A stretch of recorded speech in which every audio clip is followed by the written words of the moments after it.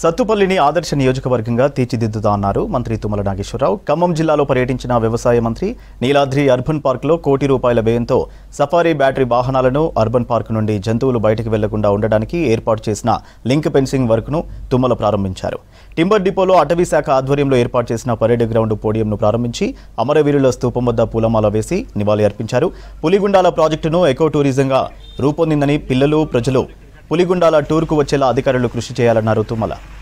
అక్కడ ఏ పార్టీ వాళ్ళైనా ఉండొచ్చు, ఏ శాసనసభ్యుడైనా ఉండొచ్చు, ఏ పార్లమెంటు సభ్యుడైనా ఉండొచ్చు, కొంతమందితో ఆటంకాలు కూడా రావచ్చు.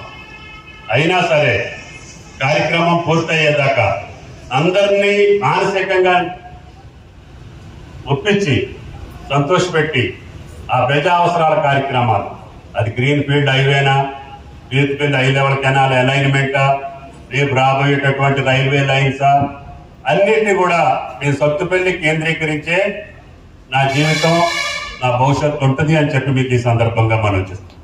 సత్తుపల్లికి ఒక సంస్కృతి, ఒక సంప్రదాయం, ఒక గౌరవం, ఒక ప్రతిష్ట, ఒక పేరు, ఒక క్రమశిక్షణ ఇక్కడ ప్రజలు కావచ్చు, అధికారులు కావచ్చు, ప్రజాప్రతినిధులు కావచ్చు, ఏ స్థాయిలో ఎవరున్నా ఆ పద్ధతిని కొనసాగించి తెలంగాణలోనే కాదు ఉమ్మడి రాష్ట్రంలో సత్తుపల్లికి ఒక ప్రతిష్ఠ ఉంది.